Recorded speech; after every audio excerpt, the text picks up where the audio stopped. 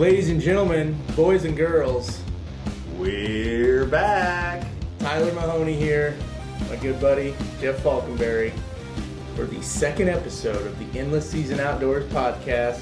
Jeff, good to see you, man. Number 2. Good to see you, man. It's we kind of talked about it on the last episode. We're kind of shooting for one a month here. Yeah. For the first year, and it might pick up, but we just are happy to get back out there and start talking hunting and fishing and kind of report on some news and absolutely shoot the breeze a little bit. Kind of jump into it, and, you know, through viewer feedback or listener feedback, you know, if we're getting enough stuff that people want to hear us ramble more, by golly, we'll do it. Absolutely. So we're sitting here, it's we're early February, it's February 6th, and man, we got a little bit of a chill down here recently. And more coming. Yeah. Today was the last day of the Canada Goose season, and the weather now is getting ready to take a turn. Mm-hmm. Say we're going to get 0 at night, -2 at night, high of 14, and it looks like that for 10 days. Yeah. So looks like it's going to get pretty brisk. Yeah. We've been out, fishing this week, Mm-hmm. trying to get in what we could because we know that the lake's going to most likely freeze up. Been out mostly catfishing and testing out some new products. Got some new rods that I'm working on right now with the company, and more of that to come. But got some new stuff coming to the catfish industry. It's going to be pretty darn cool. Yeah, that's freaking awesome. So a little bit of background info, because we're still kind of new with this. Some of you might be finding this for the first time and not know who we are. Yeah. Jeff Fogenberry is big time fishing and hunting guide here around Truman Lake, Missouri, and Clinton. Big time. He's been doing it a long time, and so when he's talking about all this stuff that he just mentioned, I mean, he's been working in the industry as a full-time guide for how long? Man, I've been guiding since I was 17. Full-time has probably been 13, 14, 15 years, probably full-time. Yeah.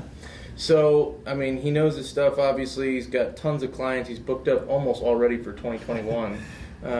Been blessed, man. It's super cool. And been doing this long enough, and that now, everybody's fortunately wants to come back. I don't know why. I'm not that good looking, but we do have a great time. And, when people come and they come on, March 26th, and we get done fishing, they say, put me down for the next year. Yeah. And it's so cool to look back at your guidebook in December and say, holy smokes. Yeah. I only got 4 days left this month, 6 days left this month. Yeah. What a blessing. And it's all because of these people right here. Yeah, it's really cool. And, it's I'm a little bit younger and kind of came on the Clinton, Missouri scene when my family bought some property down here, but I've been in outdoor communication, and ultimately it's how I kind of connected with Jeff. Working on the Kansas City Star Fishing Report for the last several years, and we're just super excited to get this going. And you talked about the cold weather and ice coming our way, so what's Jeff Faulkenberry going to be doing the next couple of weeks with Canada Goose just closed today and fishing might be slowing down? What's on the schedule? I'm probably going to work on some stuff to try to help with the podcast and maybe get on and do a little editing. I'm getting into that a little bit and do some practice there. I've got some farming friends around the area that'll definitely probably use a hand with livestock when it gets this cold, putting out bales and some folks are already having early spring calves, so I'll lend a hand to a neighbor if I can, if I have any downtime. There's always something to do. But when it gets these bitter temperatures, I'm a huge dog guy, mostly Labradors. I love hounds too, but it gets these temperatures, your outside animals, dogs, cats, whatever, those kind of temperatures, them animals need to come in, and obviously you can't bring all the cows in. Wish we could. But I'll probably be helping with a little bit of that, and then getting tackling stuff ready, getting the shop and stuff ready, and just like what you've been doing, out getting cameras up, watching for some of these guys, man. Look at this. Yep, that's right. Tell me a story about this thing. So these sheds here, and you can kind of see this one's been chewed on a little bit. This was a deer we had tracked for 4 years. This was his set from when he was 4.5 years old. Unfortunately, we never connected with him, and but I do have his sheds. But I found this pair turkey hunting one morning. I had been looking all spring and never connected with picking these up until second week of turkey season. This would have been 2 years ago. I was down in what we call the gobs, the strip pits, where they used to mine coal on our property right across the street here.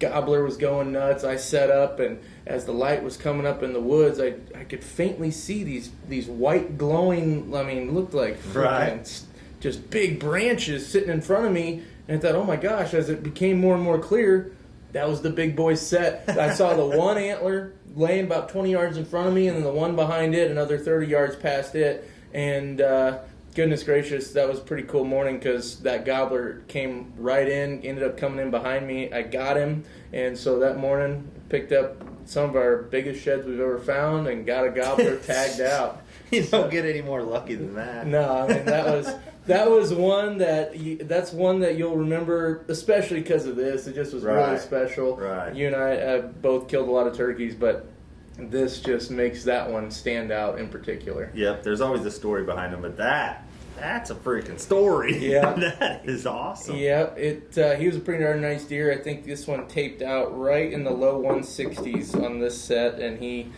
blew up pretty nicely the following year, and we just never connected with him. That was the one that got away.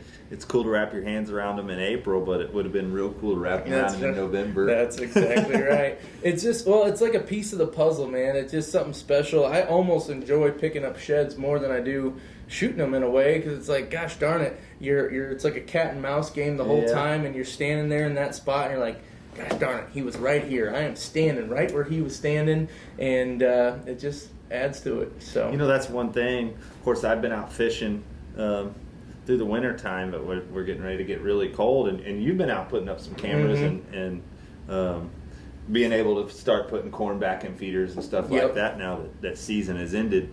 And that's a really good thing, because you'll know when these guys start to drop these ones. I've never been a big shed hunter. I've found a good plenty. Yeah. I've got a good plenty in my shop. My wife, 2 weeks ago, we took a little side-by-side ride on a little property around our house there, and I thought maybe an early one to drop the horn in a bean field, and we were just riding. I mean, not even walking, and just kind of slowly going along, and she was watching some fence crossings, and she found a real nice what I would call a half of a 10-pointer. Yep.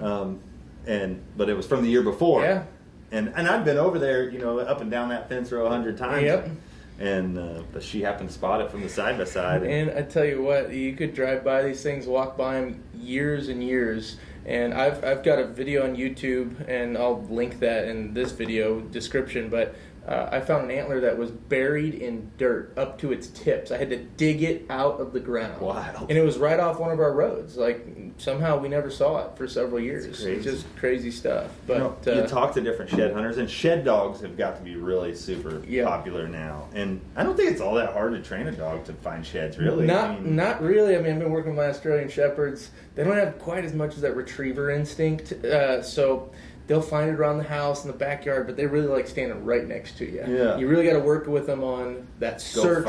Go search and do that sweeping motion out in front of you. But yeah, I mean, get them started young when they're 4 to 6 months old. I know they use fetch any kind of dog, but a lot of Labradors are bred for shed dogs, and you know how a Labrador is. You know, if you tell it to go look for something, it's kind of going to look for it. I mean, my dogs, they know what the feed bowl is. Right. They know, they know all that stuff. And I think no matter how old a dog gets, they say you can't teach an old dog new tricks. Yeah. I think that's crap. I think no matter how old a dog gets, if you were to throw that dog this shed, every day for 30 or 60 days, you could hide this shed anywhere in the yard, and then tell them to go look for it, and they're going to find it. It's like their toy, right? So then you go out in the woods, you don't have the toy, but the dog may find a new toy. They want to go find the bone. That's what, find the bone. Let's find the bone. So something really cool for people to get out and try that I absolutely know nothing about. Yeah. Is start throwing your dog some, grind the points off because it could hurt pup. And there's some companies that make some of these like hard plastic antlers that are really nice. They're soft on the mouth, so when they're really young, you can throw that with them and then kind of work their way up into the real deal. And they even make scents. Antler scents, like freaking dopey, but nope, it's the scent of an antler that you can rub on an antler, so they start getting that smell association as well. Crazy cool. Well, I got to be part of something this year where a friend had made what he thought was a really good hit on a big whitetail, and I think it ended up being a little high and non-lethal. Actually, I think they got pictures of him later, so that was a good thing. But was able to call through Facebook. I saw some people here in Henry County were on the Missouri Blood Trackers, and they had a dog, and they brought this dog over, and it was really neat to watch this dog work, just like any other hound. I mean, she wasn't opening or anything, but I always thought with those blood tracking dogs, they were tracking the blood of a wounded animal, and they don't. I guess when a deer is injured, it puts out some kind of something through its feet. Okay. And instead of smelling all the other deer, they can tell a difference between that wounded deer and all the other deer. Interesting. I didn't know that. I knew that there was like some glands, but wow, yeah, I always assumed it was blood as well. Yep, the dog can apparently differentiate again. I don't know nothing about it. It's kind of neat to learn, but it can differentiate between that wounded animal and all the other animals. Yeah, that is really cool. Pretty super cool. So, but about these things, you're pretty good at this. Do you have any tips? Yeah, you got to get out there and do it for one. Put the miles on. Don't let the weather deter you, because it can be kind of nasty this time of year. But there's no COVID out shed on. Yeah, that's a good thing about it. It's going to be COVID free. But no, I mean we're in West Central Missouri here near Clinton. My family's had a farm in Warsaw, Missouri from 1999 to 2012, and in 2012 we came up here to Clinton. So West Central Missouri, and that 20 years of experience shed hunting, especially running cameras. A lot of folks are out there searching right now, and that's fine and good. There are going to be some early droppers, but in our experience, at least in this area, most of the bucks aren't going to be dropping until that last week of February. I really don't even get started until the first week of March looking. And part of the way I do that is I do monitor trail cameras, so I know. I did check cameras today, and there was one buck that had dropped, and that was it. So that's big. No, little guy. He was a little guy. And what I found interestingly, there are some big ones, because a lot of people think, well, they're old, they're going to drop sooner than the little guys. What I found is a lot of times it's the little guys that'll drop sooner, because I don't know, this is me theorizing, I think their testosterone level isn't as hyped up as the big boys are, still chasing those fawns that are coming into estrus late in the year. So anyway, for what that's worth, but now you got to get out there, and what I do is I like to grid search. So instead of just aimlessly wandering around a field or the edge of a field, I use that Onyx hunting app that basically allows you to drop a track, and it tracks you in real time. So I'll be using that app as I'm looking, and I will do a just back and forth grid. I'll break the property up into quadrants, and I'll just break down each quadrant and comb an area, and it is amazing. I mean, just this past year on this property alone, we found over 50 sheds. Wow. And that was more than the previous 6-7 years combined, but I hadn't gotten as intense as I did last year, and it really made a difference. But you just got to put the miles on. Well, I hear this debate: cloudy days or sunny days? Cloudy days, 100%. Why is that? Because you would think that you would see the sun bouncing off an antler. Yeah, so here's the deal, especially when you're walking in timber in that sun. And I know you've been in the woods, and the sun's coming through the trees, and okay, here's a shadow here, here's a sunspot here. It all, it makes it hard for your eyes to focus. So when it's just that dull, cloudy light, that's the way to go. In fact, that's normally the answer I get. Yeah. The people who find piles, always like cloudy days. Yep. And I used to use a yellow tinted safety glasses. That seemed to help things stand out on a cloudy day. But I also I look for a rainy day. So maybe not pouring down rain, but just light rain, or it just rained, so the leaves are all matted down and flat. Really dark. And man, those, you want to talk about sticking out like a sore thumb, they do. The best day I ever had picking up sheds was I was modeling for a shoot for Cabela's. And it was after a flood. We were in the bottom shooting a duck deal. And the flood had come up and went back down right after the deer dropped their antlers. So the ground was completely flat. And we were literally driving the levees and whoop, stop, get out and pick up an antler. Drive a little further, whoop, stop, get out, pick up an antler, because the ground was so flat. You just see them standing out there all over the place. It was amazing. Yeah, you gotta love those days. Yeah, it's pretty cool when you come back and you have a day where you pick up 10 or 15 of these things or more. But it's I don't know, I get a kick out of it. It's really enjoyable, and it's honestly a good exercise when you're out there hiking.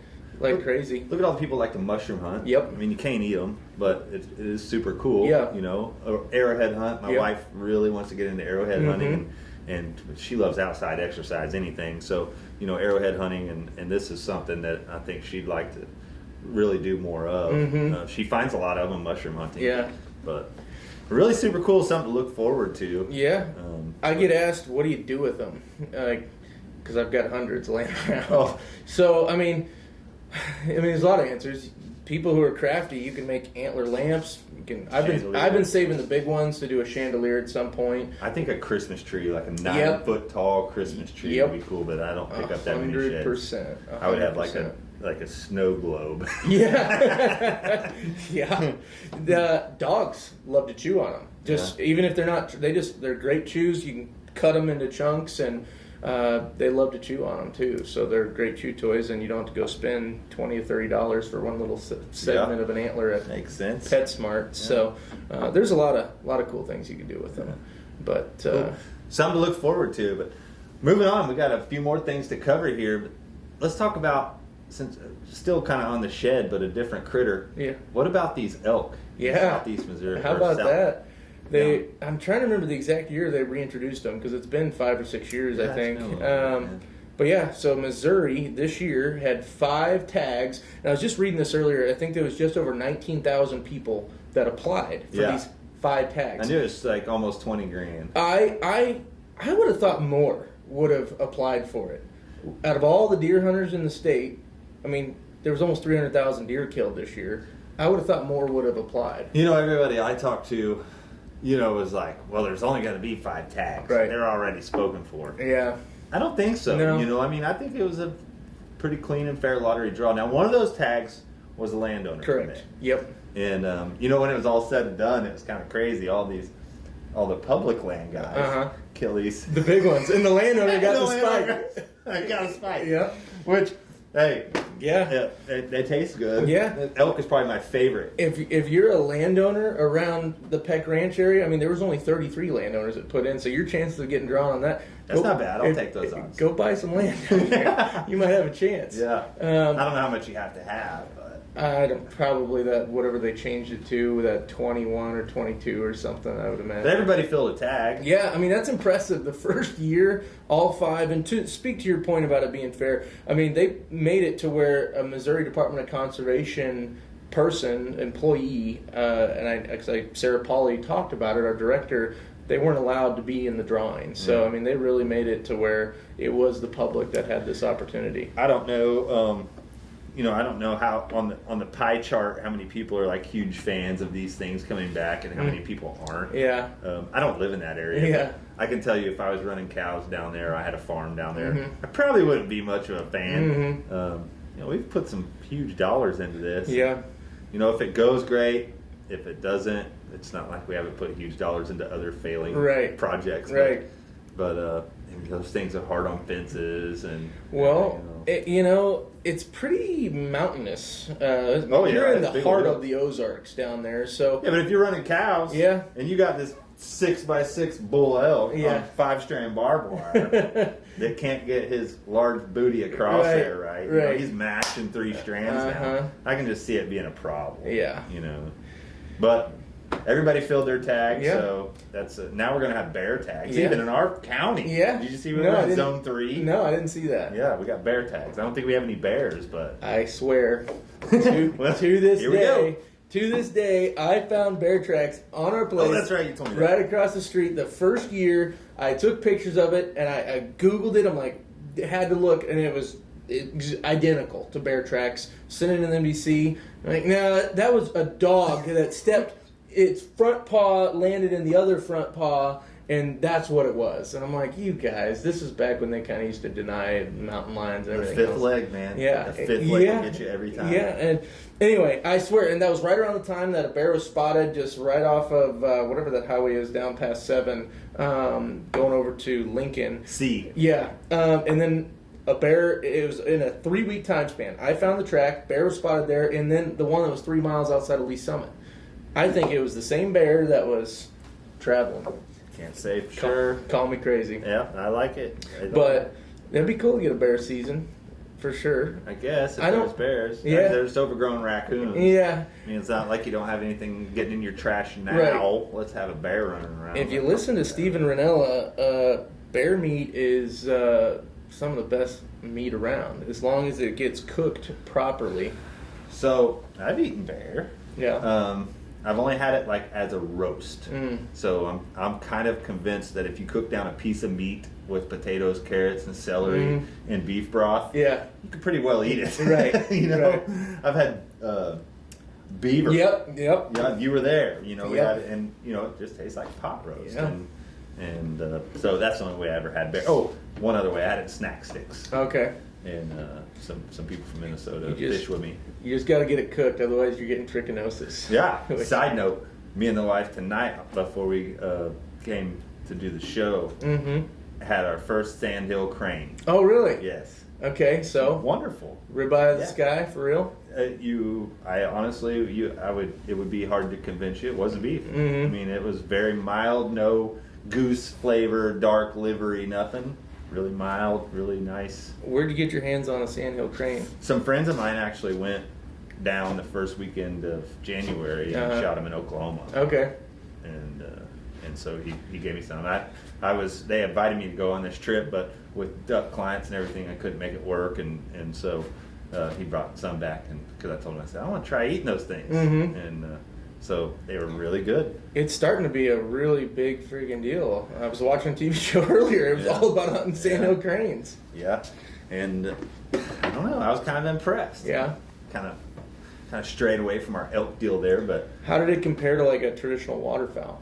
it wasn't not near the same. Yeah. It looked like a goose breast, had a little more fat, but no dark livery, rich taste. Which I love mallards and I love Canada geese, made in pastrami or jerky.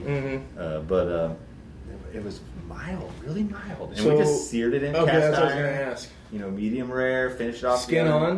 130 degrees. No. Okay. Yeah, skin off. Yeah. Okay. Yeah. And it was wonderful. Yeah. It was really good. I was impressed. Yeah. Goodness gracious. Yeah, I've been wondering about. I mean, I've been seeing the last couple of years really taking off. Yeah. So there's. I mean, it would have to have a lot more marbleization and stuff to be a ribeye of the sky, but right. I mean, it was pretty good. Yeah. Hey, well, that's fascinating. You're I think the only person I know that has ever had it. Yeah, well, that was my first time. Yeah. kind of off topic, but we were talking about elk meat and bear meat Yeah. and all that stuff. Elk is. I mean, we got an elk. You guys can't see it. We got one right over here on the wall, and it. Just looking at this, it is amazing how huge these animals are. It is, and how they can get through the woods so quickly. Right. I was in Canada fishing one time, and there was these moose, and we seen them going into the woods. So he's like, "Oh, we'll get some pictures," And they were going to come around this cove and come to this other side. So we were going to head them off in the boat, and we were going to get these pictures, and we were waiting, and we were waiting, and we were waiting, and we were waiting. And we sat there a good long while, and pretty soon we look, and they've already walked past us. And how a moose! But the ground up there is like walking on a bath sponge, a wet bath sponge. Right. So they can just slip right on through. It's pretty amazing. These were cows; they didn't have like big old. Right. But these guys, I mean, you got to pick your path when you're packing that much headgear. Right. and they get through that stuff with ease, and like you said, pretty quiet. It's definitely a learning lesson. I mean, if you're a deer hunter, any kind of hunter, like I've hunted with folks that they don't comprehend what it means to pick up your feet in the woods and walk quietly, and it is, you got to sound like an animal if you're going to get in on them. Yeah. Well, we'll see how this Missouri season expands. Yeah. I don't know what's going to come next. The MDC right now is starting to send out their surveys. I just got my archery survey via email. You used to send it out in a paper, you check the box and then send it back. And now I get it via email, and I can get right on there and answer that survey. And my archery survey seemed a little bit different this year than normal. Like the questions, just to run down from the top of my head, like they said, how many days did you hunt? I said, roughly 25 days. Right. And then they wanted to know, like, between this week, and this week, how many days did you hunt? This week and this week, and how you thought that the number of deer you saw, and how many deer you killed, and this and that and that and this. Pretty lengthy survey, but easy to do through email. Yeah. I don't know what happens with them. But. Yeah. I don't know. I haven't seen that unless I deleted it. But I normally try to take those, and who knows? The one thing that I was really unhappy about, even though it didn't really affect me whenever they changed it, but they took away that second archery buck tag. Yeah. Only 500 people a year ever filled it. Yeah. That always didn't make sense to me. I always wanted the opportunity. I never did ever kill 3 bucks in 1 year or 2 with the archery one's rifle, but I always man, I want to be able to do that. And I don't know any landowner. I don't know too many landowners with even a sizable piece of ground that could say they would kill 3 bucks off of their property. Yeah. You know what I mean? I mean, like you're always chasing that one, but you don't. You don't want to take it easy. That's kind of how I am, and that's. There hasn't been 3 bucks that I wanted to kill a single year for the last 5 or 6 years, but there has been a couple years where I'm like, oh, I want that one, and that one. But the chances of actually connecting with all 3, that ain't going to happen. So now that the waterfowl season's over, the waterfowl surveys will be coming out. And I'll be 100% honest, I used to never fill them out. Mm-hmm. And, with Johnny Everhart, he would always fill them out and send them back in. And the stuff, how many turkey poults did you see and stuff like that. He would always spend, and he'd ask me, he'd say, did you get a survey? He's like, yeah, filled out? No, I filed 13, But, but then he was like, well, what if everybody filed 13? Right. Yeah, you got a point. Yeah. So now I try to fill them out. It's kind of, because I get the turkey surveys for sure in the summertime where it's like, how many poults have you seen? Yeah. And I'll get really gung-ho like the first week, and if I don't have it like sitting in the dash of my truck, like ready to fill out, forget about it. Unfortunately, I wish there was a better way to do that, but it's kind of hard to keep track of. So, yeah, I hear you. There's before we leave the MDC thing, one thing they got going right now is there's a class you can sign up for. It's on February 18th. It's a warm season grass class. And you got to be registered. You got to go online and register. But it's for the farmers that run cattle, and it kind of tells you the benefits of warm season grasses. Mm-hmm. In the summertime when the bluegrass and stuff like that start to stop growing as much. Right. Warm season grasses can help with your yearlings and stuff like that. So 100%. Well, and to that point, so. Back in 2013, I don't know if it's the same exact program or not, but we enrolled in a deal with the Missouri Department of Conservation. I believe at the time it was a 90-10 cost share program where they paid for 90% of it, and we paid for 10, and they came in, evaluated the property, figured out how much was needed, and we needed to get up, I think it was 35-ish acres of warm season grasses that we got planted, and they came out the first couple years, and they haven't really been out to check it out since then, but basically they have instructions, you do your prescribed burns, you mow it every now and then, and I'll tell you what, not only is it great for all the pollinators and the little birds, but the deer freaking love especially when it gets over your head tall. Yep. And what's really great, so comparing it to like a food plot, it's almost like a food plot in the sense that deer want to be safe. They want to have quick safety next to where they get their food. And so we've got it planted strategically all around our food plots, and you can enter your stand walking right next to that native grass, get in your stand, and then boom, here comes a deer out of it right where you just walk, because they feel so safe that they're just in there protected. And what's so funny is you could be in an elevated blind, you could watch them just take a step into that grass, gone. You cannot see them in that stuff. That's just, it's amazing that just them feeling comfortable. It's going to keep a lot of deer and other wildlife on your property. Yeah, and I don't know all of the ins and outs, but I know it's on February 18th, and you have to pre-register because there is limited seats. But anytime you can get into a program where somebody wants to put a little money into your investment, right? It's probably a pretty good deal. So go on the MDC website or call your local office and kind of check in on that. Yeah, it's been a great deal. Our deal was a 10-year program where it stays in native grasses for 10 years, and honestly, we'll probably keep it going. So it's just been outstanding. Fantastic. So, and quail, rabbits, Oh, yeah. all your small game. Yeah. We've had an influx of quail here over the last several years. We've got a covey that comes up here to the house, but we flush them all the time over there. We've got a couple of different coveys that range anywhere from 10 to 15 and 15 to 20. And I know for a fact it has something to do with all those native grasses and some of the things that we've been doing with the prescribed burns and making the ground more effective for them. So Absolutely. But so you kind of shifting gears a little bit, talking about some gear. You were just down at Grizzly Jig show. I was kind of curious some of the things that you were seeing down there. I mean, for folks that may not have heard about it, what it's all about. Right. If you're a crappie fisherman, you probably heard of Grizzly Jig, and if you haven't, it's something you should really check out.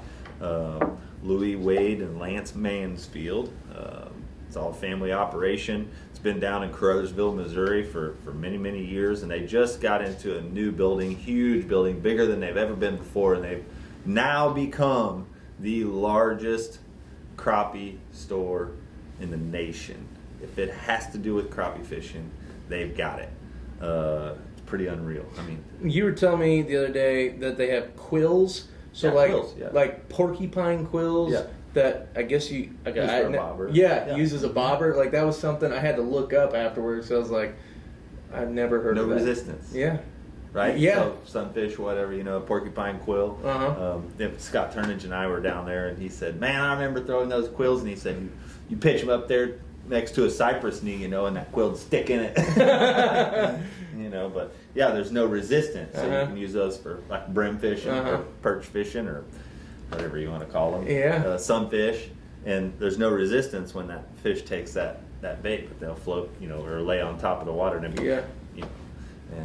so quills, they still sell them to this day. That's crazy. They've got every jig you can think of. I mean, if it's a crappie jig that is established bait that's been on the market, they've got it. Yeah. Every rod that you can think of on the market for crappie fishing that's got any salt to its name, they've got it. Terminal tackle, boat seats, bilge pumps, depth finders, trolling motors. They've got everything you need for crappie fishing. Like I said, it's in Caruthersville, Missouri. That's in the Boot Heel. The Boot Heel. Like, you leave Caruthersville and go south 10, 15 minutes or so, you're in Tennessee. So, Scott and I went to the show and actually left the show and had dinner with his brother and sister-in-law in Dyersburg, Tennessee. So, and we were just hop, skip, and a jump. But it's so neat because everything's right there in one place. We have a wonderful tackle store here in town, Everhart's Outdoor Store. But it's just something that you need to take the road trip. It's a little ways from here, and go down and see this because it'll blow your mind. Yeah, it'll blow your mind and your pocketbook. Yeah, I bet. And you take the truck because you're going to haul some stuff home for sure. They've got it. Yeah, really super cool. And what's neat is to see that family been doing that for that long and build that big of an empire in such a small town in the middle of nowhere. Yeah.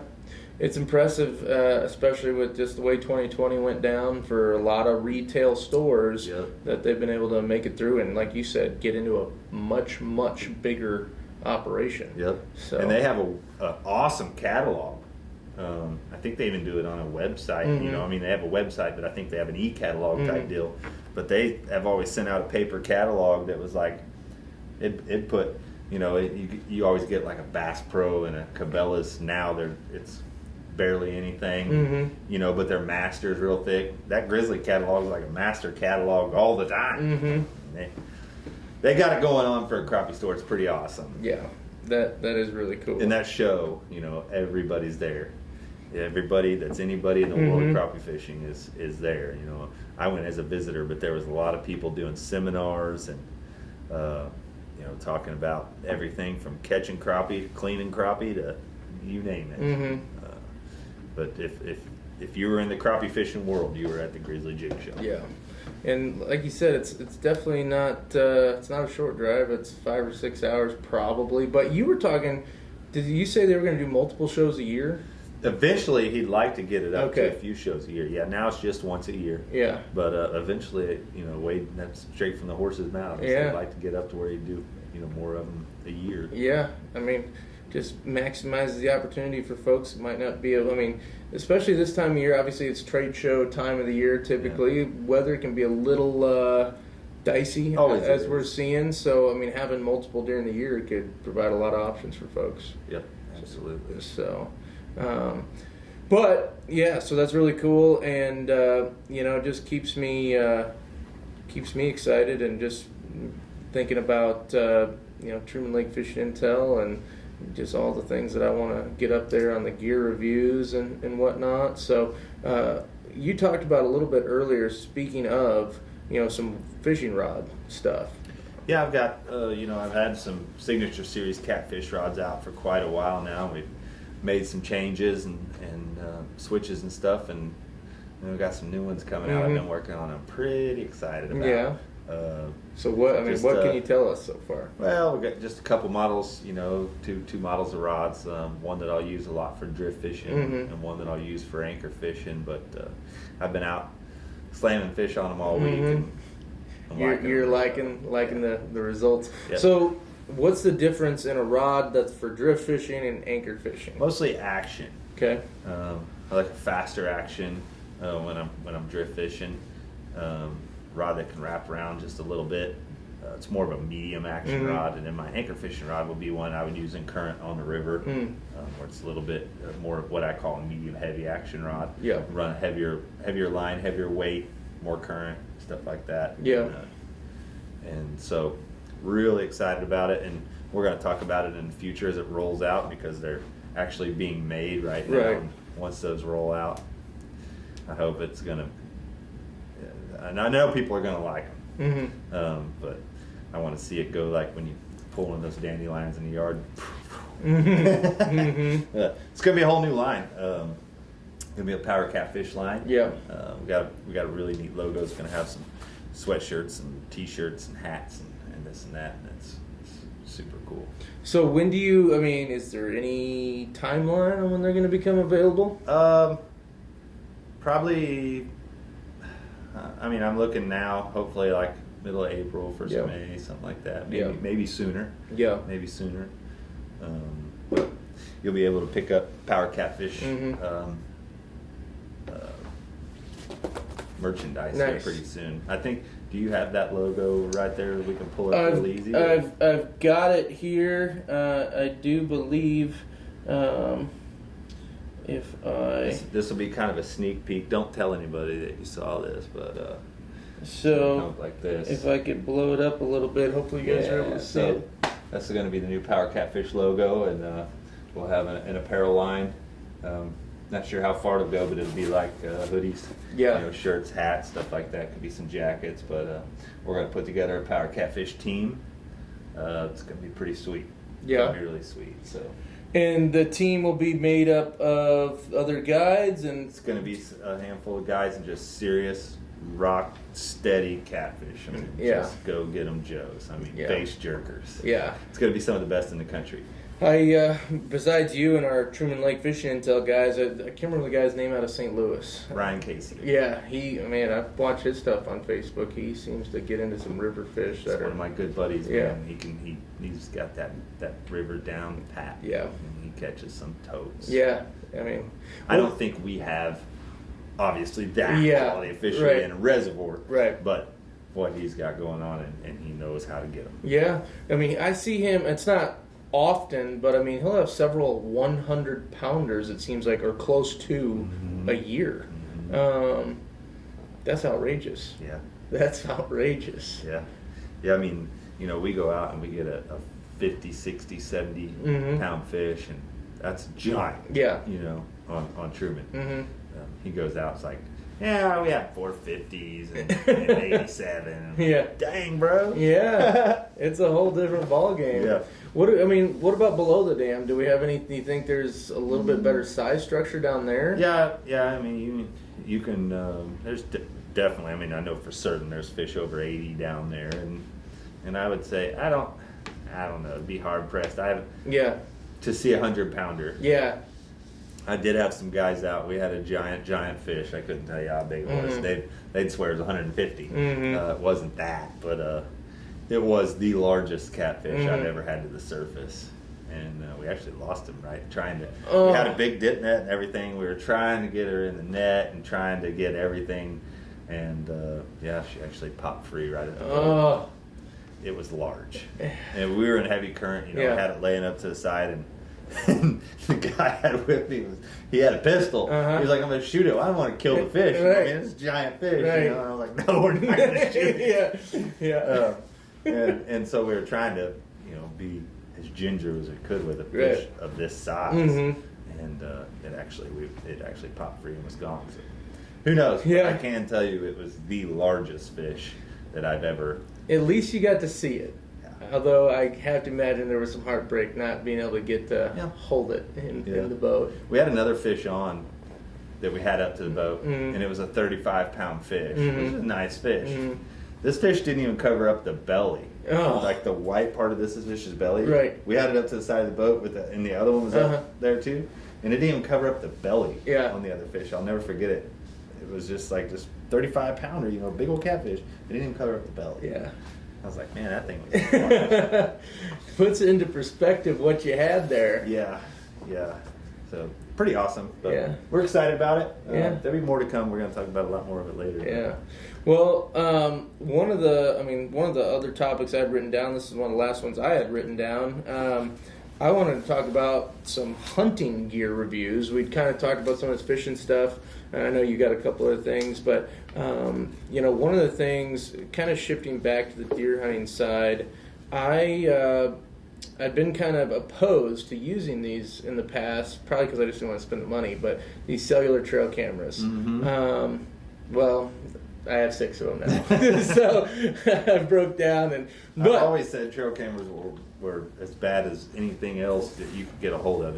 It create an addiction. 100%. And I'm already looking at new trail cam setups that can give you a live feed. Like, I'm just getting way too into it. But I went ahead, and so I got the Muddy Manifest as well. I got a couple of those, but then I ended up getting 4 of the new Tacticams that just taken the hunting industry by storm, and partly because of the $99 price point. So in years past, to get a cellular trail camera, you're spending $200 to $300 or more.